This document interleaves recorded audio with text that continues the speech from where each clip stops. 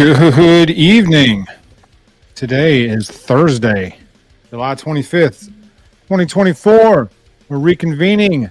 We got a lot of stuff to talk about tonight, breaking down the Bama roster and catching up a little bit. So let's break some stuff down.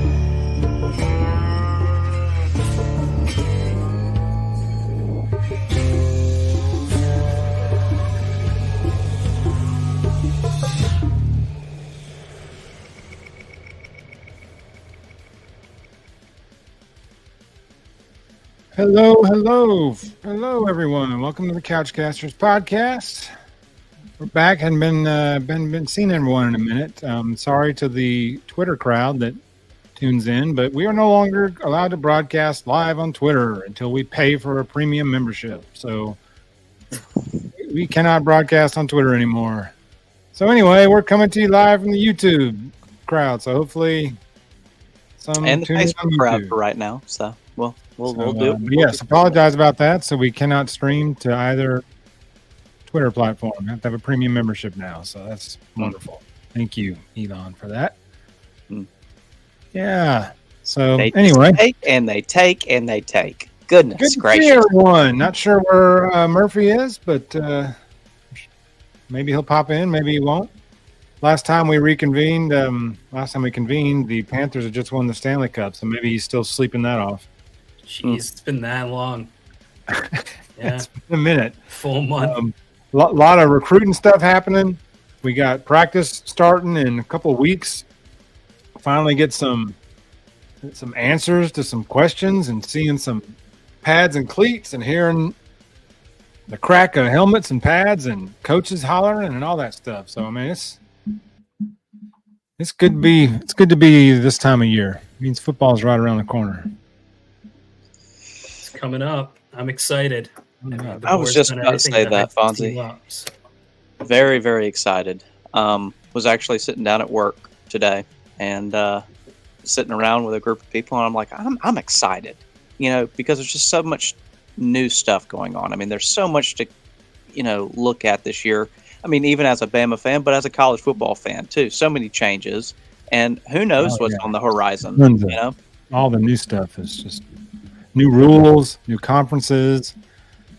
Some new coaches. I thought the intrigue going into last year was off the charts, but I mean, this year it blows last year away. There is no chart for the just unknown. I mean, just all around. For me at Bama, it was like so many unknowns going into our season last year with quarterback and Tommy Reese and all this stuff, and you just having Kevin Steele back there was just so much unknown going into last year, but it's even more this year.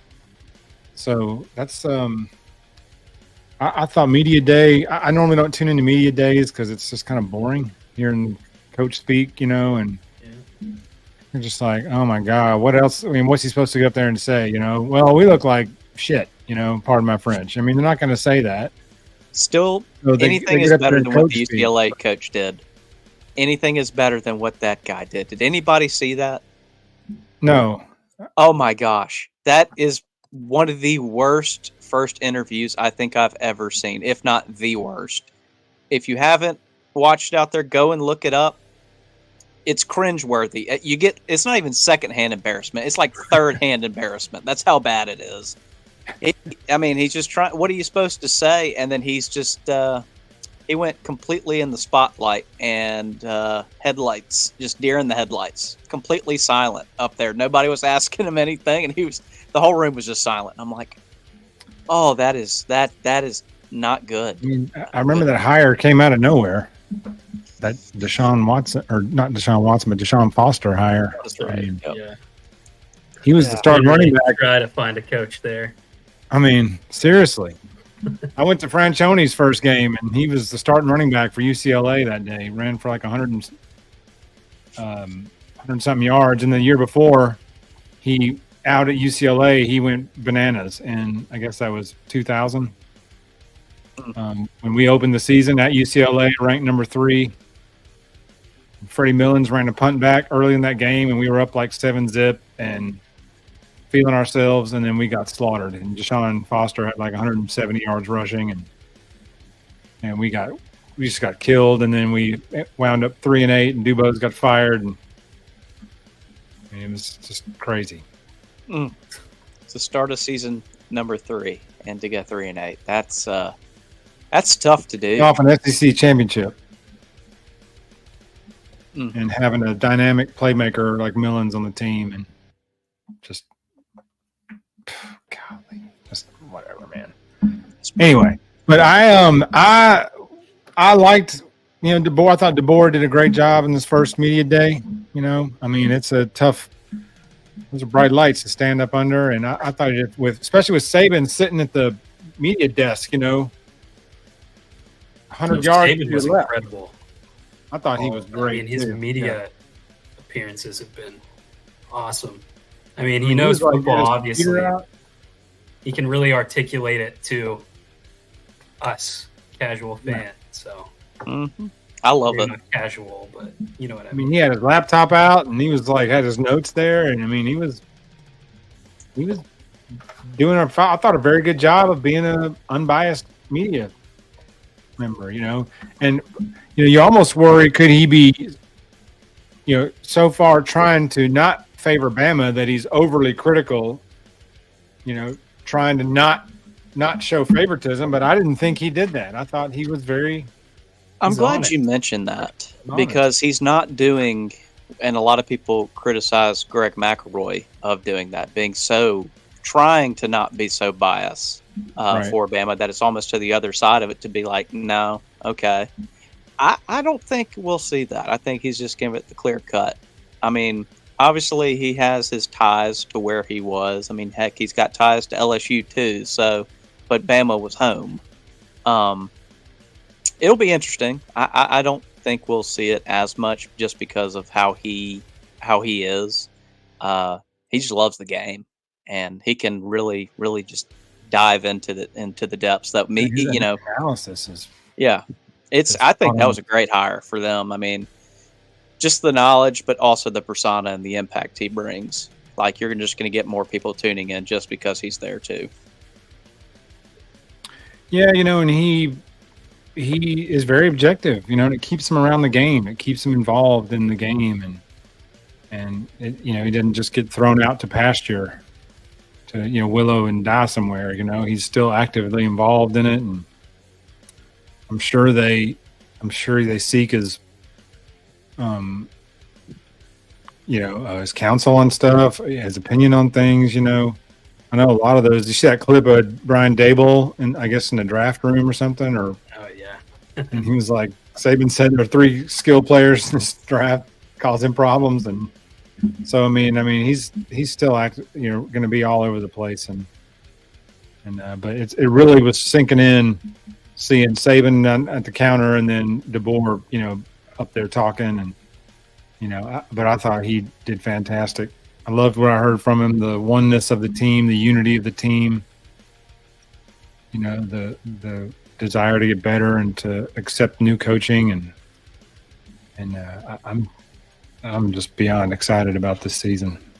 As dreadful as it, we were knew the day was coming where Saban was going to step down. As you're 15, 16, 17, you just knew that one of these years he's just going to walk away. And it finally happened too. From Milroe especially. It's been incredible. I think he's really stepped up, after last year. Likely rumors, probably not a lot of truth to the fracture in the locker room at the beginning of last season.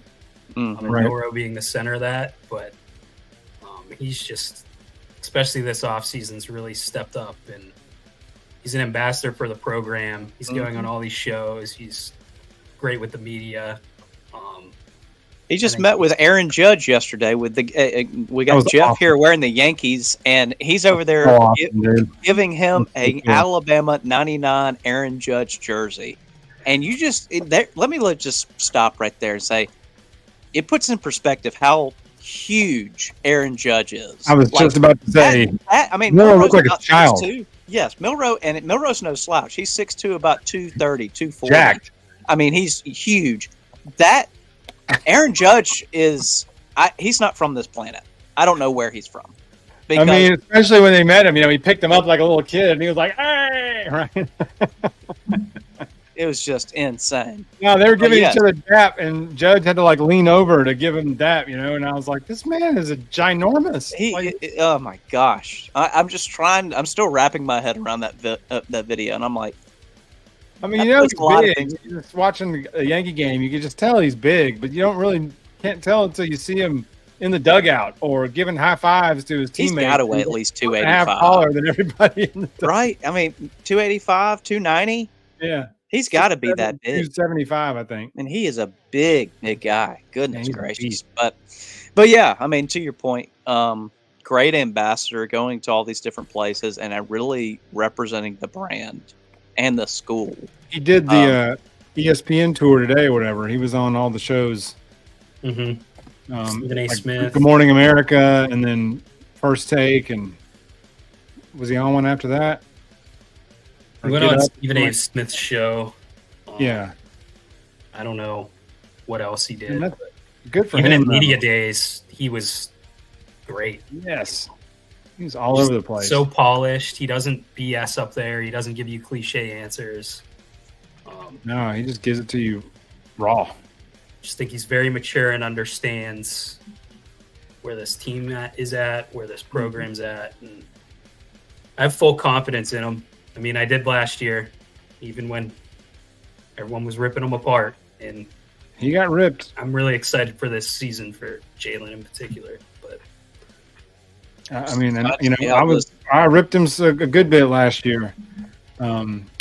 But I think that was the biggest sell I think Debo had to make when he met the team that night was he had to sell Milroe from, I mean, not just because he was QB1, but from the leadership and how many guys look up to him.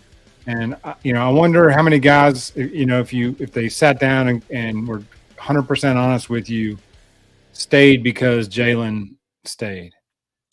I think it was a huge factor. Calming, like, okay, everything's going to be okay. Jalen's not going anywhere. We're going to be okay. And I just wonder how many guys that settled.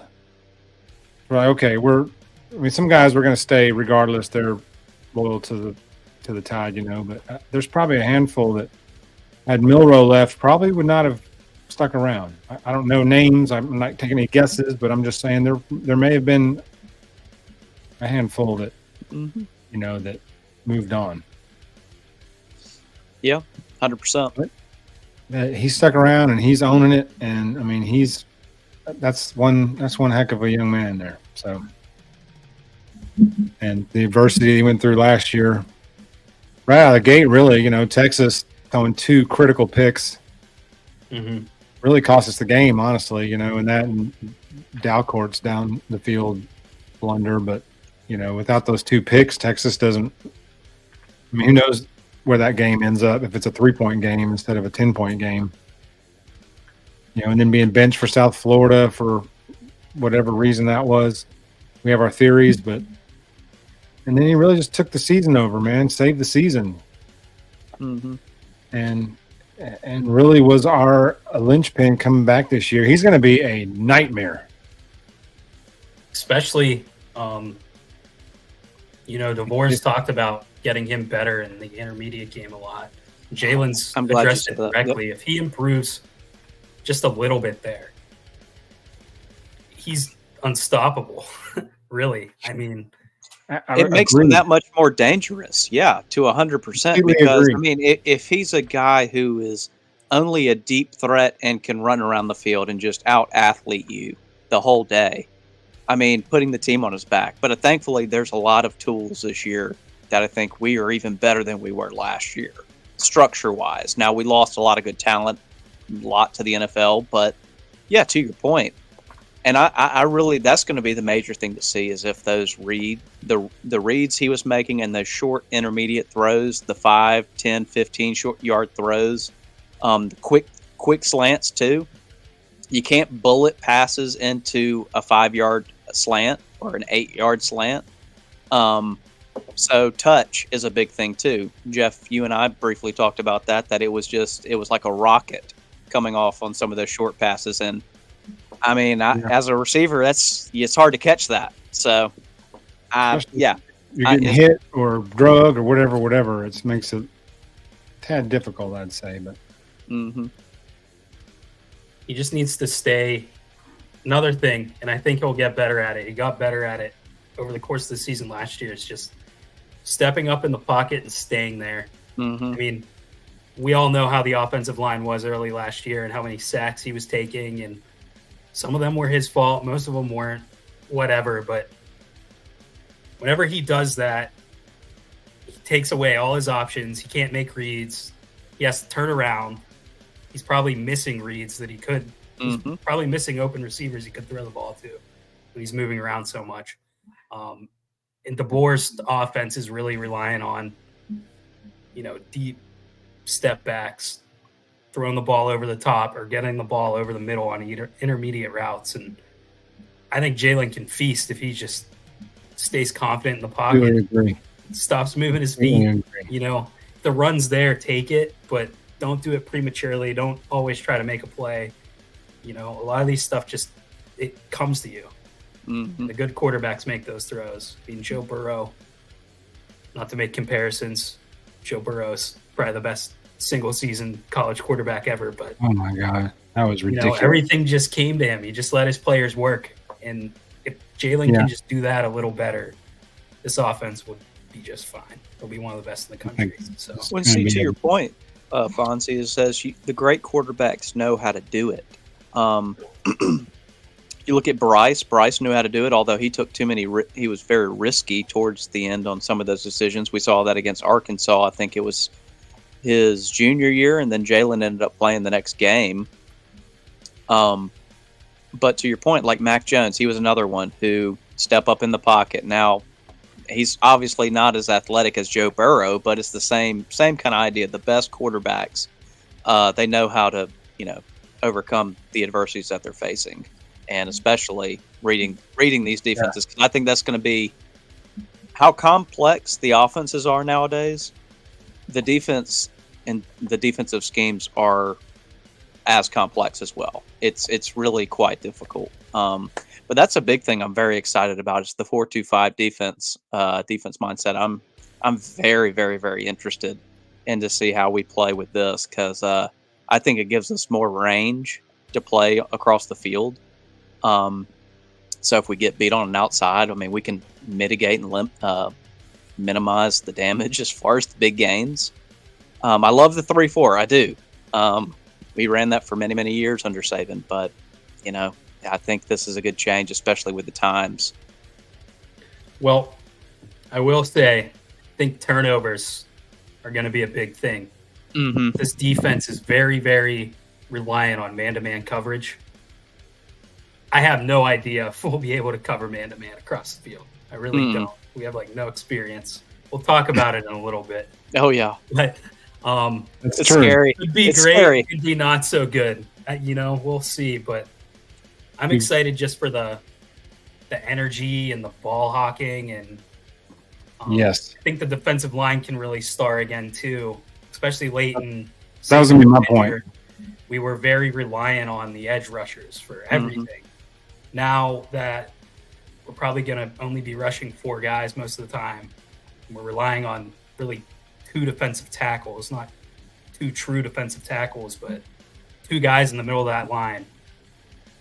I think they're going to rush a lot more and a lot harder in the middle. So I think that'll open up some things too, and definitely be a different look. And, we won't have to rely on Dallas Turner or Will Anderson to basically be our pass rush. So it all starts with the defensive line, like the ripple effect out with the linebackers, the DBs. If the defensive line can't get pressure, then you're dead. Game over. Because 100%. If you've got to start blitzing to get pressure, with that zero blitz crap Golding ran all the time with 2-2 in there, and it would just leave the middle of the field so wide open because it's the only way we could get consistent pressure. And that's how you get diced up. and so the defensive line has to create pressure. I'm not saying every play they have to sack the quarterback, but they've got to disrupt the pocket. You can't always have to rely on these blitz schemes to get pressure. And that's been a huge hangup of mine the last several years is, our only pressure was coming from the outside edge rushers, Braswell or Turner, Will Anderson, that group. And we just could not seem to get any pressure up the middle or even from any defensive lineman. But I think Jaheim Otis is going to wreak havoc. I mean, he looks slim and trim too. Like that, he's going to be a problem. I'm gonna go ahead and say that. I know we don't get to the defensive line until later on. I think a couple weeks out, but mark that name down. Next week. Yeah, I think it may be next week. But yes. I'm with you. I think we were heavy on him 2 years ago when he was coming out of high school, and he went to A&M as part of that heralded class. Well, we know how that turned out. Whoops. Old A&M still paying old Jimbo. They paid him out a good what was that? 40 million, 50 million buyout. Go away. Must be nice. You got to mention Tim Smith is back too. Yes. And Tim Keenan. I'm glad you brought up Keenan because that's another one. Yeah, I mean, there's probably 7 or 8 guys that could rotate with confidence. It'll likely be 5 or 6. Next week, when we dive into the defensive linebackers, we'll break this down. But I'm really excited about Keeley as well. I think that guy's on the edge of something big. So I like that they put him on the line now too. As more of an end, as I think he was kind of trending towards being a outside linebacker, pure edge guy, but putting him at defensive end, I think will benefit. Agreed. The whole defense. Yeah, we'll break all that down next week. We'll get into more of that, but that was just a name that I was really excited about. Those defensive linemen. So, but that's a good segue into our part 1 of our roster breakdown. We did this last year. It really helped me get to know the new numbers and the new players. So a lot of new numbers, man. I had to do a lot of updating on the charts for the guys that were here from last year. So is it officially official now? Like everybody is their number. That is what they're going to be, and they're not going to change it anymore coming up, right? Okay. I mean, I can't say they'll never change a number, but as of today, the roster and the numbers are out there in the world. So gotcha. Anyway, so yeah, we're gonna pull up the chalkboard here, and as we dive into our defensive backs, bum bum bong. So this is a pretty good list here. Damani's gonna play corner, right? Yes. Yeah, he's gonna start. I'm just gonna say it. And I think Keon Sabe, is it Sabe? Yeah, Sabe, yeah, I think he makes an impact too. Yeah, he'll be our strong safety. He's the one from Michigan, right? Correct. Yeah. And go ahead. I was gonna say this King Mack is the one from Penn State. I think he's got a real shot to make some noise. He does. I like him a lot. He's a rover, man. Like pure athlete. Can cover the run supposedly pretty well, but he's just super athletic and just a ball hawk. So hasn't translated yet.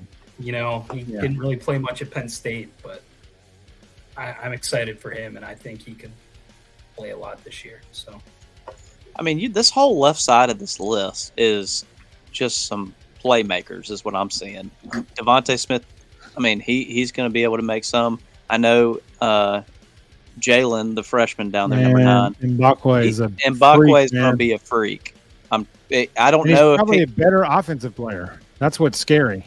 Which I see. I mean, honestly, I don't know. I mean, we have no idea how the season's going to transpire, how everything's going to. He could be playing by the end of the season, could be starting. Who knows? Don't be surprised if at some point in his career you see him on the offensive side of the ball, not full time, but in some kind of package with his speed and athletic ability. I mean, the guy's him and Hollywood were basically trading haymakers in that playoff game in high school. Like it was just like Ryan would score and Makwe would be playing. Like I think he was playing quarterback for the other team, and they would go down and score. Man, it was just like trading blows. And yes, that says Dre Kirkpatrick Jr. Oh yes. I mean, Dre's only 35, right? So. Yeah. Yeah. There you He go. went to that Trent Richardson school of early parenthood. Well, I mean, I think they graduated together, so it all works out, makes sense. No, yeah, I mean, that's crazy to see because I can remember watching his dad play at Alabama, not 10, or it was probably 12 years ago. First time I saw him was in 2010, and he helped seal a win against Arkansas with an interception against Ryan Mallett, and that was impressive. Now 2010, I know it was a rough year. We had 3 losses, big rough year, I know, but it'll be interesting to see what his son can do. I'm really, really interested on that. Yeah, he wasn't rated very high, so I don't expect a ton from him early. He might be a redshirt candidate, until he kind of develops more, or maybe who knows? Maybe he'll make a giant push for some playing time or something. But I like him a lot. There's some good players here. He's long. I just don't think he'll play this year or even next year. But Deshaun Jones from Wake Forest, he's a 2-year starter. I think he'll step in right away and at least play a majority of the snaps. And season goes on, who knows? But I think I couldn't remember which is the one from Wake Forest. Yeah, Deshaun Jones. How about like him? I think he'll play a lot early. Red Morgan is another one. That name's trending. Yes, I know I was big on. And he transferred to Florida State last year or this past season. Earl Little. That was one who I was talking big on last year, and I really do think had he stayed in this scheme, he would be. I mean, I really thought he was going to play some last year. Obviously didn't pan out, but Red Morgan. Go ahead, Alabama fans, keep your antennas up for that name. He will be making an impact here. Apparently, he can fly. Yeah, run like a deer. I mean, the guy can move. So. Oh, we got a comment. Yes, and then Bray Hubbard's another one. That's a good question. Fast. He's athletic. I don't know if he's 98 speed. I don't know how to compare that to real life. But thanks, Antoine, for the comment. He's a freak. Yeah, I don't know if he's polished. I noticed that. I don't have the game, but I played it with a friend. But I noticed that his speed was up there because when I was looking at kick returners. I sorted by speed, and he was up there. He might have been the fastest or near the top, if I can't remember. But first move I did was put Ryan Williams in the rotation. I think he ran track. Yes, inside slot. He's that's good. Yeah, which speed kills, man. Speed makes up for a lot of deficiencies, or a lot of things you might be lacking. Speed makes up for a lot of that stuff. But the other one I was looking at is Hurley, too, 25. That's another big name. I'm like looking at this, and as I said, the whole left side of this list, and because I really didn't know about King Mack and Deshaun Jones. I know that you said that their transfers, one from Wake Forest and one from Penn State, right? Facts. Yes, facts. That would be insane, Antoine. That would be something. Everybody would need to buckle up the chin straps, belt buckles, because I don't think you'd either catch either one of them as long as the blocking was fun. I mean, that would just be insane. I'm excited about Xavier Brown too. I've heard some good stuff about him coming out of just people I know that talk to me or whatever that are up around there that see things, and that's a name that I think keep an eye on is Xavier Brown. A lot of good young talent here. Xavier Mincy, Brown, Red Morgan, Hurley, and Mbakwe. Those are all freshmen. Tons of potential here. Like I said, even King Mack, he has one Yeah. year of really practice at Penn State. So he's only a sophomore. But, Yeah. A lot of youth talent here, and who knows? It may take a couple weeks. I'd like to see some of these younger guys get a lot of snaps if they're ready early on. Same. Developing them so by week 6, you find I don't want to say a diamond in the rough because they're all high 4 or 5 stars, but maybe we find a guy that can be a lockdown corner across from Damani Jackson. So we can do that. I feel much better about this scheme in particular, and I think Womack's a great coordinator, so I think they'll figure it out. But I don't know. Could be the best secondary we've seen in a while, or have a lot of growing. Could be. I think there'll be a little growing pains. To your point, Jeff, yeah, I think there'll be some growing pains, but I don't know. I'm pretty confident about when it comes to it. I mean, as you said, a lot of young. So much unknown because we don't know how exactly what their responsibility will be in this new scheme. Running 4-2-5, a lot of these offenses now keep 4 and 5 receivers on the field at all times. So we're gonna have to run cornerback, pretty deep. We can't just run 5 out there, for every play, every game. So there's going to be a lot of opportunity, I think, for I'm glad you some of these unknown for some of these younger kids to have an opportunity to make some noise and make their presence felt, even in special teams or just as as depth pieces. So I ended up doing just a little buy of myself. I wanted to go ahead and try and figure out and learn that about the 4-2-5 defense, because we've been so fixated on the 3-4, the 4-3 the past couple years, or a multiple defensive scheme. Yeah, so I ended up getting this book right here. Oh, it's not going to show it. That's unfortunate. It's called, I don't know. Dadgummit. Hold on one second. Hold on 1 second. So I know Saban was like a base 3-4, but the last probably 5 years, we never ran that because you couldn't. There was always pretty much 4 receivers, 5 receivers on the field. Y'all see that? Cool. It's the 4-2-5 defense. It's a decent read. Gives you a base concept of what everything's going on with it. But I've really started to dive into that reading too, and it's pretty complex. Kind of like what you said. It's different. It's not like the 3-4, but definitely something different. I actually heard that this defense is much easier for the players. Yes, I did too. Because their responsibilities, like Saban's, and we talked about it at length multiple times, just how everyone looks so confused and the coverages are so complex that, particularly DeMarco Hellams a couple of years ago, could not figure it out. No, he could not. He wasn't the only one. Love DeMarco Hellams, but anyway, it's just, I think, kind of having the ability to roam. I know Womack likes a single high safety a lot.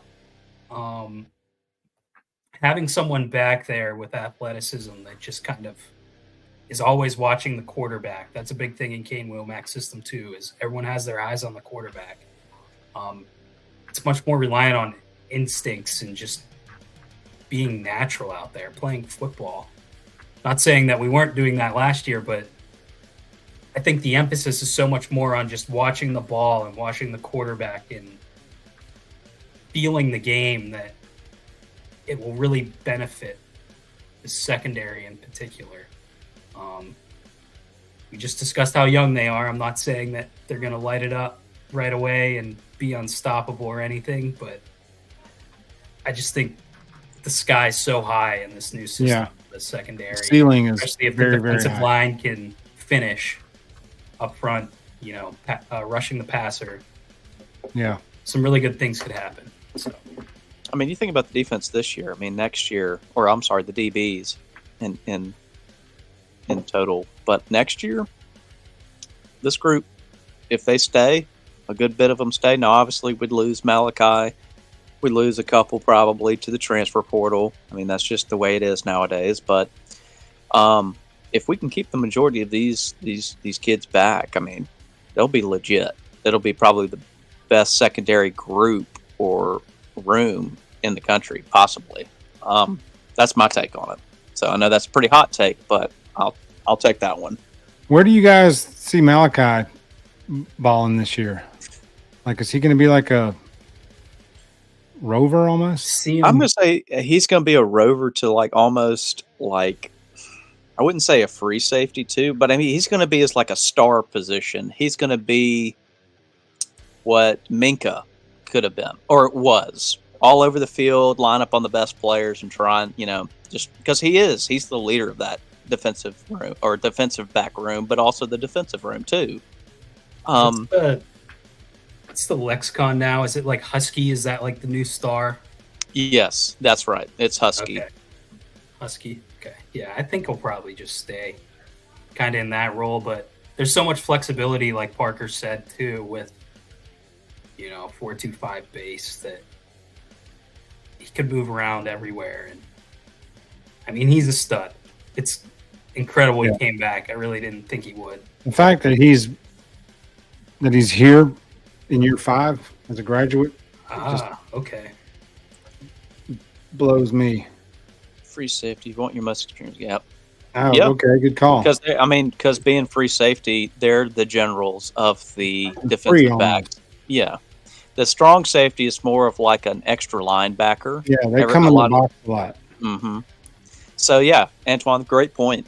But, yeah, he is going to be the general of the D. Yeah. Dave in the late 90s. Oh, yeah. Wow. Okay. I did not realize we're getting taught stuff right here today. I like that. So confident, and this guy's probably calling me an idiot, but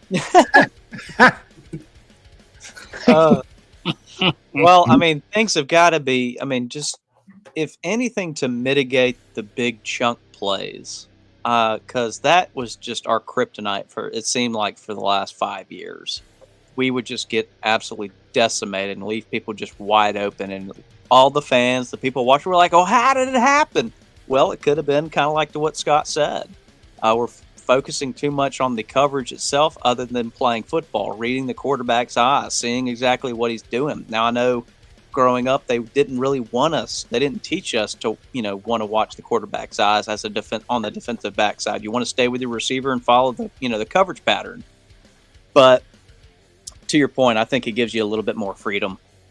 You'll be able to really play football and play, use your athleticism to the ability of the players. So, yeah, I agree with that. I'm curious if they'll still be taught to, stay in phase, which, as we know, has been a screaming point for us the last couple of years is they never turn around and find the ball, even when the ball is just floating in the air for 10 minutes. And I think that's a Saban technique. I've run the receiver over before we turn the ball over, turn around and pick the ball off. Because that's an old school style. That's an old school style of as the DB. It's infuriating. It really was to not even be able to contest for the ball as a cornerback, especially on those those corner routes or those sideline routes where that's probably the toughest play as a cornerback. Getting those corner routes where they. Oh yeah. And it's just if it's put on a dime by the quarterback, the cornerback's not catching it. It's not catching it. It's not happening. But there were a lot of throws I felt had we turned and found the ball, either swat it away or pick it off. I thought there were several. I mean, I saw a ton of those the last several years. Us just running with the back, not even turning to find the ball. Even when the receiver's eyes get big and they can see him load up to jump for it, and we just run either straight through him or stay in phase and then pass interference or catch. Man, so I don't know. It'd be interesting to see how these, especially these freshmen, all these freshmen here that hadn't been coached like that the last couple of years. Of staying in phase. Maybe they've been taught differently, or they can come into this scheme and be taught fresh from the ground up in this scheme, which is also what I'm real excited about. This, 1, 2, 3, 4, 5, 6 freshmen DBs that I think and I think 3 of them have a shot to really play. Oh yeah, probably 4. 4, yeah. I mean, I know Hurley's a red shirt, but if you want to throw him in there, 4 true freshmen and him, like, there's so much potential here. I like this group a lot, and I think they'll be good. But but see, like you said, I just don't like being so uncertain about what we got. That's true, because that's all that we have. Because we just don't know. King Mac's been playing, but we've never watched Penn State, paid attention to their DBs. Deshaun Jones at Wake, we didn't care about Wake. Nobody was studying Wake's defensive backs, and at least nobody on this show anyway. Same thing with Cam Howard. That's like there's all these young guys, but then you look and there's just the right amount of experience. Sab, redshirt sophomore, so this is his 3rd year. That's a big deal. Smitty, junior. Damani, junior. Malachi, graduate student. Deshaun Jones, redshirt junior. So this is his 4th year. So, I mean, that's a lot of experience with a lot of youth, which I think is a good combo because it gives these guys a year to really learn behind a lot of this experience. Lays the foundation down. Before it's on to the other things, and then year 2 for these freshmen. Yeah, or these young guys. So I think they're set up in a really good spot to learn the defense from the ground up, and learn to be an Alabama football player or a college football player from these older guys, because some of them, are transfers in and haven't played at Bama yet, but they've played in big games, packed stadiums, on TV. They know what it is, and playing DB and man coverage, man, it takes balls. When you said about the statement about playing in front of that many people, I think Damani said it the best. He played at USC and transferred in, and he was Damani I don't think.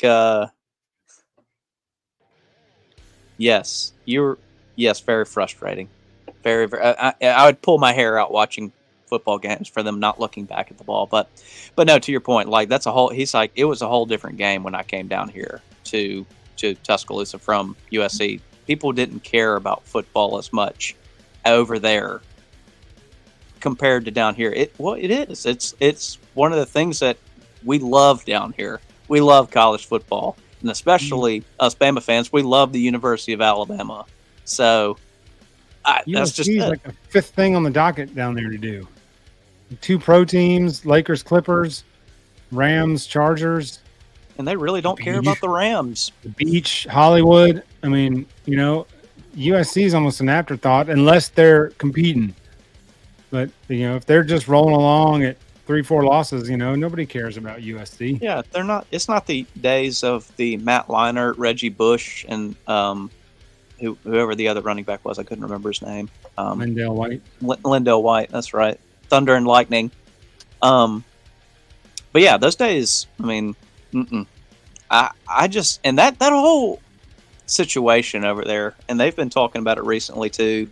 Lincoln Riley made a statement, I think it was yesterday, about how Alabama did so well, and they were gifted so many wins because of having weak out of conference schedules. And it kind of rubbed me the wrong way.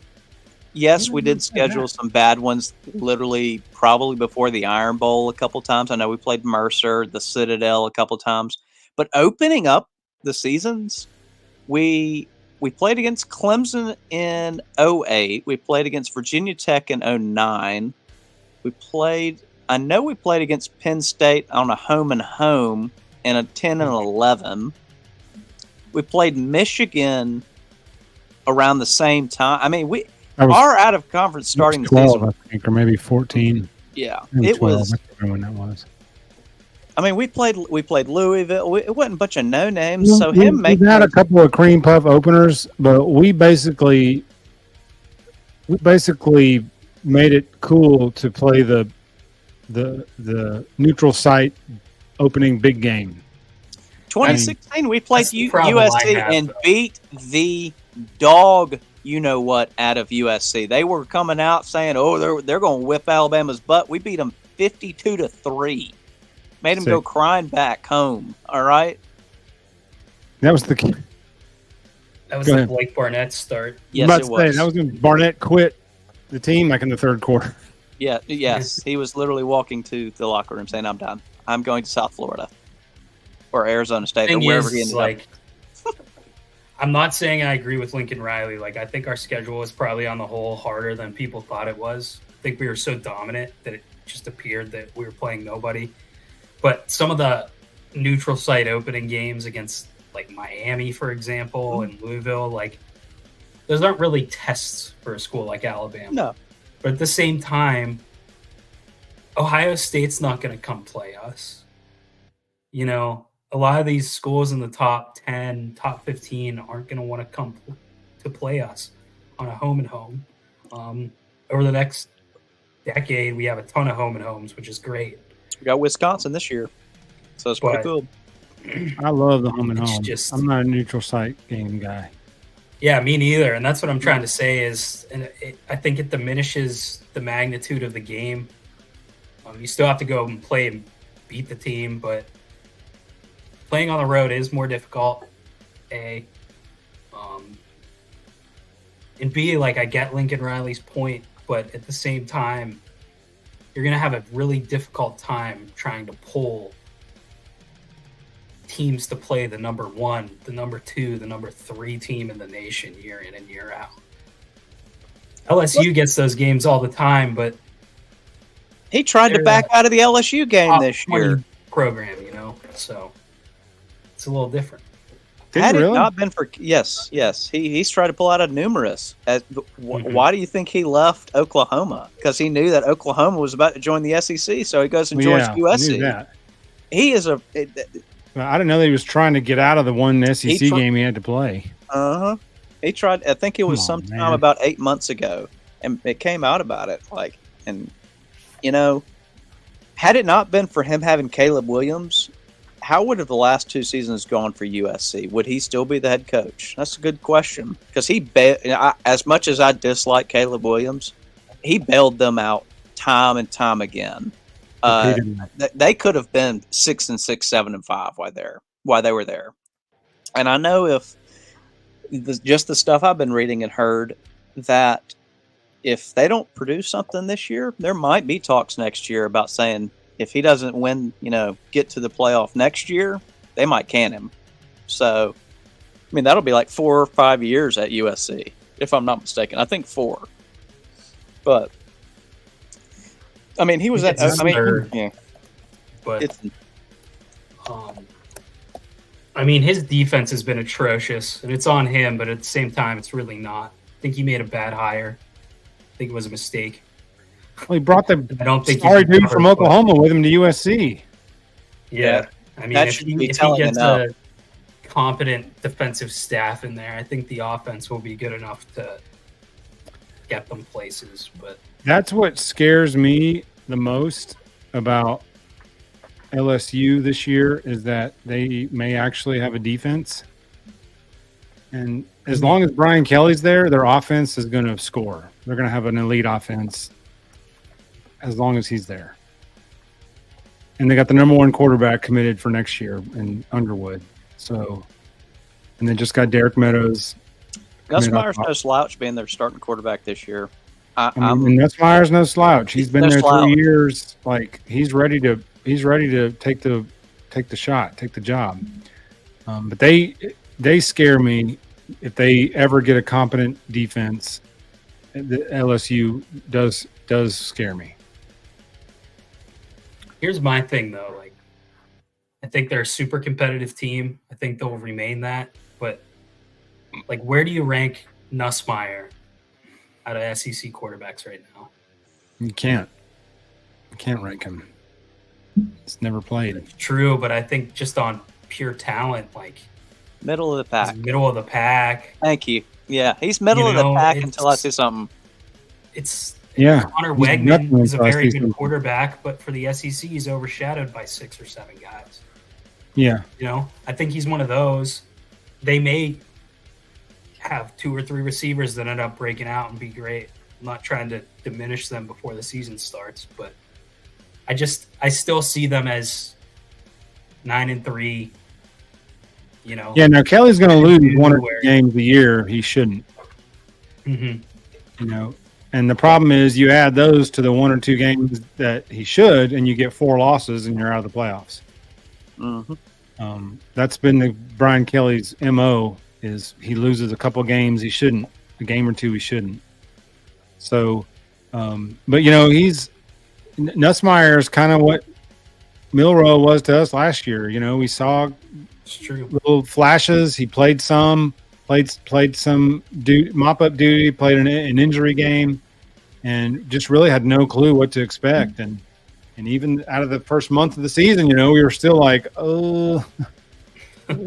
there's been a flash here and there, but I don't know about this. And then he got it, or he started to get it, and which I think is going to poise him to just unleash this year. So I think Nussmeier he's going to put up numbers just in the offense, just based on the offense itself. And whether he can make big time throws, you know, Jane Daniels was everything last year, but he couldn't move the ball in the second half against us, and then he got blown up, and that was the end of him. Somehow won the Heisman with 4 losses. I don't understand that. But. Well, he was. I mean, let's be real for just 1 second. If they had middle of the pack SEC defense, keep saying middle of the pack, but middle of the pack SEC defense. I mean, that's being generous too. They would have been very, very difficult to beat last year. They were horrible. Harold Perkins. I know a lot of it was the role they tried to kind of move him I had no idea what they were doing with him. Yeah. I mean, they just took him away from everything he was doing well his freshman year. But he's terrifying. He has the talent to be a game record. So if they just find a way to get him involved in that way a little more. How does Kelly let that go for 13 games, them trying to play him out of position? It's like, why would you take your best pass rusher and move him to a linebacker coverage zone guy? The guy was wrecking games as a true freshman. He was a freak. Is that who you're talking about, Perkins? Yeah, his versatility is great. But I think this year he's going to be back doing what he does, which is kind of like a Micah Parsons, where he's going to rush the passer mostly, but they'll drop him in zone some just to confuse. But I think his main deal is he's going to be coming after the quarterback. Yeah, should be. I mean, he was, as y'all probably already said, he was legit his freshman year. Yeah, that's all I got to say about that. He was last year too. He was just in an out of place. Yeah, just they put him in the bad positions. It's just not. I mean, that's just bad coaching. So, know, he's playing for draft stock this year, so I'm expecting a big year out of Perkins. So he's one that kind of scares me. You know, when we played in Death Valley this year. We do play them in Baton Rouge this year, right? Correct. Mm-hmm. Yeah. And that's always a tough place to play, even though Bama has had a lot of success there over its history. It doesn't change the fact that I guarantee you, I don't know that DeBoer's ever played in a night game like he's going to encounter that night. I don't know that he's ever played or coached in one that he's going to see and experience that night, because that'll be a prime time. Unless LSU is 0-4 or 0-6, and we're 1-6 or something like that, that game's going to be ABC prime time, 6 o'clock. Baton Rouge is going to have been drinking for 2 days straight before that game even kicks off, getting ready for that game, and that place is going to be lit. So that, especially when that game gets towards fourth quarter and it's 9 o'clock, 9:30 at night, and that place is just, it's going to unleash. So. DeBoer's never gone through anything like that, I don't think, or experienced anything like that, and he couldn't have. He's never been at a level where he could coach in a game like that. I don't think let's say theoretical. Let's say he does really well for the next 2 years and makes the jump to NFL and the Saban route. That's what I call it. NFL route doesn't go too well. He tries to come back. I don't think even if he were to go to another big name school, let's say Ohio State opens up down the road, there's no environment like the SEC. Nothing. Michigan and Penn State. Michigan. I mean, that's. But you got those three. Arguably the best or the most difficult places. You think so? Okay. I have never been, so I don't know. I'm a little biased. I'll say it on that. But I've heard the game on the stadium whole at night against anything. I mean, on average, I think the average SEC away game is more difficult than any other conference in the country by far. Excluding Michigan and Penn State. Michigan and Penn State they're right up there in the top 10. That's fair. I mean, and that's what I'm saying. Like, so it's like, let's say this: when Arkansas is competitive, Fayetteville's tough. When Ole Miss is competitive, Oxford's tough. Mississippi State, them damn cowbells, man, they annoy the crap out of me. And whenever Debo's got to go there, that'll be another thing he's got to experience. He's be like, I've never heard anybody just yell cowbells for 4 quarters. So you're right. These are all firsts he's going to go through. It's just you think about a game at South Carolina versus a game at. It's hard to find a comparable like Big Ten program. Oh, Washington State or like Minnesota or Purdue when they're 6-3. Yeah, going into it's just different. You know, it's like it's definitely a different environment. Yeah, and yes, I've got SEC bias written all over me. I'm not going to deny we all that. do. We're all not going to sit up here and act like we're not biased towards the SEC. I hate Michigan and Penn State. I'm just trying to give them some credit. Well, and that's one of the things too, and I want to make it. It's on my bucket list to go to a big Penn State game because I want to see a whiteout game because but apparently it's like a hop, skip, and a jump to get to Happy Valley. It's in the middle of nowhere, so that's interesting. I am interested. It's nowhere. Penn State campus. Nothing. Nowhere. Well, that's one, and then I would like to see the game. I want to see Ohio State and Michigan. I know how hard it is to get that, but I'd also just like to go to either one of those stadiums, go to the Shoe or go to the Big House at least once. But yeah, I don't doubt it's hard. Yeah, at least once in my life. But Michigan, I mean, I know they've got one of the, if not the top 3 biggest stadiums in the country, so I'd like to see that. I think it's the biggest. The biggest? Like 110 or something like that? Yeah, 110, 112, something like that. The way Tiger Stadium is built, the noise level, I'll put that up against any stadium anywhere. The way that Tiger Stadium traps noise. Talking about LSU? Yeah. They're 101 now. I think they're 100K or 99 or 100K, but the way it's constructed and how steep the bleachers are, that sound just has nowhere to go. Down. Yeah. Yeah. It just, the noise hits itself and goes down like this. I mean, that place is. Ohio State is massive. I think it's Michigan, Penn State, Ohio State are the 3 largest stadiums in the country. Ohio State's just not that loud. Yeah. It's the same thing with Bama was. In the one end zone. That's how Brian Denny is. The way that Brian Denny's built, the sound shoots out of the top. It doesn't keep the sound in. That's why Brian Denny's notoriously quiet for a 102,000 seat stadium. And see, they dropped numbers with the renovation that happened. We're back under 100,000 now. We're like at 99, 700 and whatever. I was like, well, I mean, I still got a ticket stub of when the upper deck was finished on the southern end zone for the student section, and the ticket says 328,000, and I was like, that is insane. That was so many people. Going to Brian Denny when there was only one upper deck. Yep. Because I went to a Vanderbilt game and I was literally sitting on the last aisle of the side without the upper deck. You could just look over that railing back there, that fence back there, and see straight down to the ground. Because there was no second deck. It was that one deck. It was just so goofy looking. That was 1995, I think. I think LSU is probably the hardest. Sorry, I was just stewing over it. I think LSU is probably the hardest place to play in the country. But I would say that at night, especially if you're 11 a.m. game, not so much. But those night games at Tiger Stadium are a whole different animal. I think Clemson's tough. I think Wisconsin, I was thinking about our schedule. I think Wisconsin's a tough place to play too. Camp Randall. Yep. So, But these newbies have never dealt with the Jordan Hare voodoo, man. I was about to. I'm so glad you said that.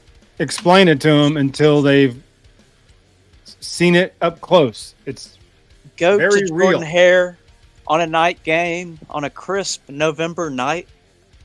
You'll see. Man, you'll find see out and see. shit you didn't even think you could see. Pardon my French. I'm sorry for saying that, but you'll see stuff that you're just like, what? How is that possible? What? Defies possibility. I mean, it's just. I am interested to see how the board does on the road because kind of struggled on the road last year. I know he did a lot with a little, and the talent level is immeasurably different. But it's one thing that scares me. I'm not particularly high on Oklahoma, but I think that's a tough game to do. You know, that's when I've got marked really big time. That's just a tough place to play anyway. Yep, Norman. Yeah, I mean, all these SEC games are going to be, I mean, except for Vanderbilt, but I mean, even that little box Missouri plays in. I mean, that's a tough.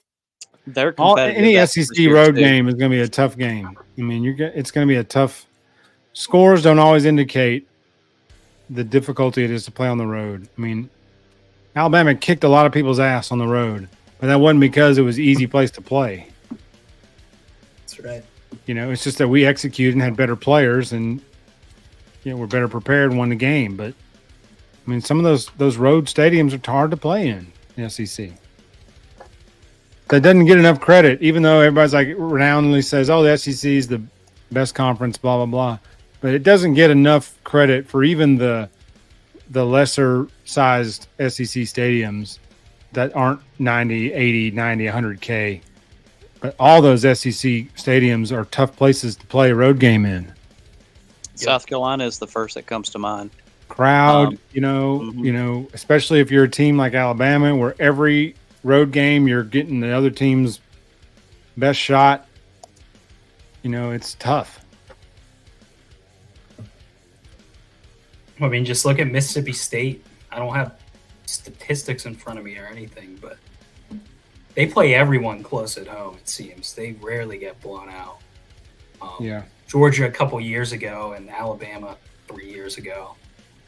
I remember those being blowouts. But other than that, it seems like every game there, even when they are just grossly worse than the other team, seems to be super competitive.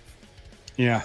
The swamp. I would agree with that. Just the humidity in that hole in Gainesville. That's a whole nother thing. I'm going to be interested to see. And if I mess this up, I'm sorry. I'm thinking that Miami comes to town this year and plays Florida in the swamp early in the season. If I'm not mistaken, September, week one or week two. That's going to be interesting. They've got that. Miami's got the transfer quarterback from Washington State, Cam Howard. Cam Ward. Cam Ward. Sorry, that's my bad. But I mean, they're going to be better. Billy Napier being a little bit on the hot seat too. I mean, I have no idea where this goes. I was expecting much more from them with him. There is a world. I mean, Florida's schedule is brutal. It's the hard. I think it's the hardest in the country. It's tough. I don't think he makes it. There's a world where they go like 1-11. It really is. I mean, I don't think he makes it to week 6. That's my prediction. Is that he's fired before. I mean, they have Samford, but it's Miami. I think they play A&M, LSU, Tennessee. I think they have UCF in there. Georgia is no slouch. I mean, UCF finished pretty strong last year, and they got it's another one of those. That's a group of 5 team or whatever you want to call it. Quarterback? Yeah, Texas and Ole Miss too. I mean, UCF has KJ Jefferson, but yes, Florida basically plays 5 of the top 6 teams in the SEC. Mississippi State on the road, Miami team that's talented, Samford, which they should win. We'll see. A&M. I mean, Kentucky is going to be extremely physical. It's going to be. Let's not forget the last game of the regular season. We got Florida State right at the end of the season too, and they're pissed. So I have no idea how that's going to go. Oh, that could be rough. You might be right, Fonzie. He might go 1-11 if he makes it to Jeff's point. If he makes it to week 6, won't go 1-11 because he'll get fired long before that. But that's brutal. That's freaking brutal. Florida could go 1-11. Napier will be about 1-6 and fired if that happens. They could end up being really good. I doubt it, but honestly, I don't see a way they win more than 4 games. Yeah, me either. And this is Florida we're talking about, people. This isn't like Vanderbilt. This is Florida. They are a prominent program, they're not just a slouch program. I mean, everything after Urban Meyer. Road game. We were reeling off all these road stadiums. The Swamp, man, that's a tough place to win a game. Oh, I'm like, it's just how far Florida has fallen. I mean, yes, they did make it to the SEC championship, and they had a really good year in 2020. But since then, they had a couple good years under Jim McElwain, and then Urban Meyer in the Tim Tebow days, but prior to that was Steve Spurrier, and that was in the 90s. So it's just hard to see it, especially growing up and watching players like Tebow and, do all that with their teams, and Percy Harvin and just Aaron Hernandez and all of those players too. I know that's just crazy. And then to see the program for Florida be where it is today, I never thought I'd see that. That's just my point. I don't think they ever. I know Dan Mullen was a little bit of a disappointment, but I was kind of shocked they got rid of him. I agree. Yeah, me too. It's stability there. I mean, he's a prick, but I couldn't believe they fired him. What was his statement that he hated to recruit? That was one of the statements he made. I think he didn't like to recruit. Like, there was issues there, but I think they should have gave him one more year just to see. I like Billy Napier, but I don't think he was the guy to take over that program at that time. I think he reminds me just like Will Muschamp, where you're like, they hired who? Placeholder. Did great things at Louisiana. Like, he if he was at another job after that, like another stepping stone, I think he would have been a questionable hire. But I just think, I don't know, it's maybe a little premature for him. Going from Louisiana Lafayette to Florida is a jump. Big jump, yeah. Well, and it's shown in the results, or lack thereof. That's right. So, well, all right. Well, that's our breakdown of the defensive back roster and a little bit of some opinions on the season and outlook for some of the other teams this season. We'll continue to do that over the next several weeks leading up to the kickoff, which is after tonight, 5 Thursdays, and then kickoff. So we'll be doing, I think, linebackers and defensive line next week. Gonna break those down, and some good stuff there too. Some good players there, and of course we'll talk some recruiting and any other update stuff that comes over the next week as we get to where some action's coming now. Where we're gonna start, the pads and cleats are coming out. We're gonna start hearing some pads hitting, some helmets hitting, some whistles blowing. It's fall is football time, so I can't wait. It's here, baby. It is here, and I can't wait. I can't wait. 2 Steeler quarterbacks today completed deep balls in practice. I mean, it's just the future's bright. We haven't seen that in 3 years. We love this preseason stuff, guys. We love it. We love it. I'm kidding. I haven't seen the Steeler quarterback hit a deep ball in 3 years, but hey, I know it's only practice, skeleton drills, but the simple fact that he loaded up and chucked it and hit a receiver in stride 50 yards down the field is just. Was it Russell Wilson? Something. He was both. No, he's got out today. Oh. Okay, so it was Fields then. Fields launching the 50-yard bomb. Okay. Because Russ has an undisclosed calf issue right now. Jesus. So Fields took the first team reps today, and then Kyle Allen and John Did you Reese. say Kyle Allen? That's Kyle Allen. You're correct. Oh my God! I haven't heard that name in years. I had no idea he was in the league. Are you He's third serious? stringer. Yeah, he's number 3 QB. He's very serviceable. I mean, I know, but quarterback. Better than the threes we've had. Like I said, our entire quarterback room in Pittsburgh is 3 times better than it has been. Yep. I mean, John Reese Plumlee from Ole Miss way back, and then UCF. He's a practice squad guy, but he can run, so he can sim. In practice, he can sim some of these running quarterbacks. Obviously, he can't run as fast as Lamar Jackson, but he can sim in practice. Some of these running quarterbacks. So anyway, that's a whole nother lane we can dive into. But anyway, so so we're gonna wrap the show up this week. It's good to be back. Good to see everyone. Hopefully Murph's okay wherever he may be. Still sleeping off the Panthers win. That's okay. That's understandable. I would be too if the Flyers could ever win a playoff series or even get in one, for crying out loud. And we're back. So, yeah. So anyway, I'd probably be sleeping it off too. But anyway, next week, defensive line, linebackers, be here. And then next week, we're also going to pop in, hopefully, one of the Way Offsides guys towards the end, just to get some updates from them about the new sports network and that kind of stuff. So a couple under the weather tonight. So that got postponed for tonight. So anyway, but good to see you guys, man. Roll Tide. Let's get some practice going and get some stuff happening and get some football season started. Remember to like and subscribe. Remember to like and subscribe. You can check us out at Couchcasters on Twitter, out Couchcasters Pod on Instagram. You can find us here on YouTube. You can find us at the Way Offside Sports Network. You can find us there too. So anyway, until next time, gentlemen, rolleth. Roll Tide. Roll Tide.